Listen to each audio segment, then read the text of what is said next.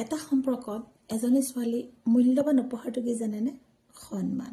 আৰু সেই সন্মান যদি আপোনাক দিছে তেতিয়াহ'লে আপোনাতকৈ ভাগ্যৱান কোনো হ'বই নোৱাৰে।